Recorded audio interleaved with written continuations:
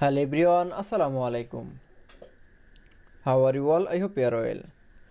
Welcome back to my channel in this new video. Today's video, how to create curved text box in Microsoft Publisher.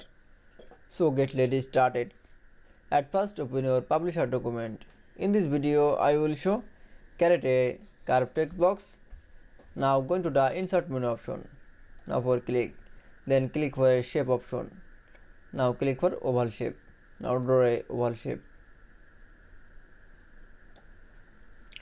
This show insert oval shape. Now going to the shape fill option. Now click for a no fill. Then click for a shape outline.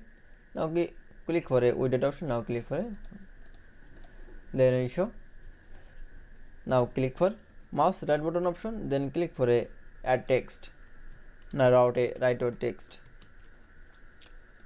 Now create curved text. Now going to the again insert menu option. Then click for a shape option. Now click for rectangle shape. Now draw a rectangle shape. Now going to the shape outline option. Then click for a no outline and click for shape fill option. Then click for a white color. Now click for a shape. Now select from it. Now going to the group option. That is. Now move your over curved text box.